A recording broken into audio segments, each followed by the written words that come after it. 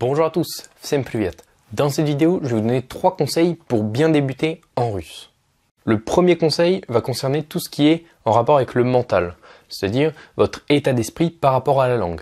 Tout d'abord, il vous faut une raison forte d'apprendre le russe, une vraie raison, que ce soit pour le travail, la famille, les amis, quelque chose qui va vraiment vous motiver. Parce que si vous n'avez pas de motivation, si vous n'avez pas de raison forte, au quotidien, vous allez peiner à vous motiver, à vous forcer à travailler. En plus de ça, ayez confiance en vous. Ne vous dites pas que vous êtes nul en langue, ou mauvais en langue, ou je ne sais quoi. Ça n'existe pas. Tout le monde est capable de parler plusieurs langues. Pour ça, il y a simplement à regarder les régions du monde où on est bilingue, par exemple en Afrique, où certains parlent français plus une langue locale, en Ukraine, par exemple, où ils parlent ukrainien et russe pour une partie de la population.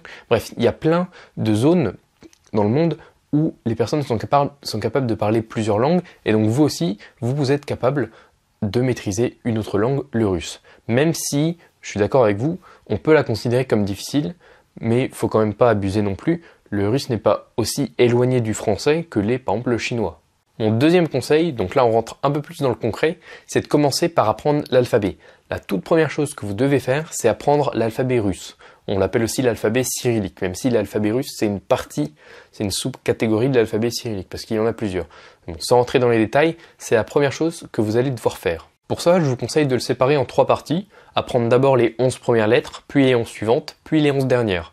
Donc vous l'aurez compris, il est composé de 33 lettres. Une fois les 33 lettres apprises, il vous restera plus qu'à apprendre les règles de prononciation basiques, pas les choses ultra précises, mais simplement histoire de pouvoir lire correctement la langue. Une fois que c'est fait, ce que je recommande de faire, c'est de regarder des chansons, d'écouter des chansons ou de la musique avec les sous-titres en dessous, donc par exemple en karaoké ou ce genre de choses, pour pouvoir pratiquer en même temps et ne pas hésiter et bien prononcer lentement chaque parole. Et si vous ne connaissez pas encore l'alphabet, je vous conseille de vous y mettre tout de suite parce que sans ça, vous n'allez pas pouvoir apprendre le russe. Imaginez quelqu'un qui apprend le français et qui ne connaît pas l'alphabet. Bon, c'est le cas pour les enfants, mais quoi qu'il arrive, après, les enfants apprennent l'alphabet, apprennent à lire. Et ben, c'est pareil en russe, il faut d'abord apprendre l'alphabet pour ensuite bien parler, pour apprendre correctement. Et pour ça, donc, je vous ai préparé un guide, plusieurs cours, donc une série de 7 vidéos. Je vous conseille de faire une vidéo par jour. C'est juste en dessous de la vidéo, sur le tout premier lien, vous cliquez dessus et vous allez recevoir donc ce guide pour apprendre l'alphabet russe, c'est-à-dire d'abord les 33 lettres, ensuite les règles de prononciation, tout ça avec des exercices pour que vous puissiez bien le mémorer. Et donc une fois que vous aurez appris l'alphabet russe, mon troisième conseil, ça va être de faire parler russe à votre environnement. Vous avez sûrement déjà entendu dire des gens qui vous ont dit que c'était bien d'aller dans un pays pour apprendre la langue.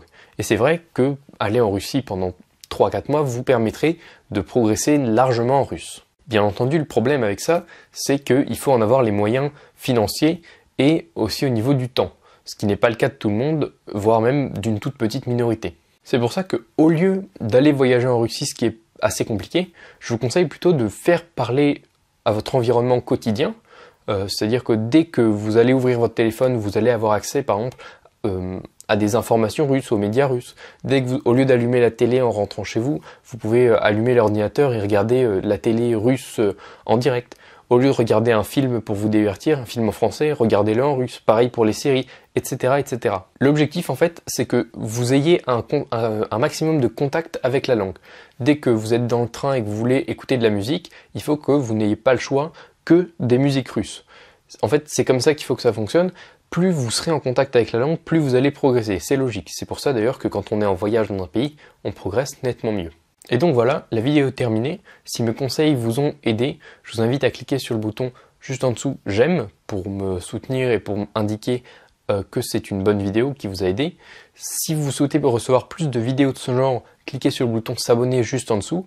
Et si vous êtes débutant et que vous ne connaissez pas encore l'alphabet russe, ce qu'il faudrait quand même faire parce que c'est le plus important, c'est le pilier de la langue, cliquez encore une fois sur le bouton juste en dessous de la vidéo, le lien plutôt, pour recevoir la série de 7 vidéos pour apprendre l'alphabet russe. En attendant, bonne journée à tous. Paka.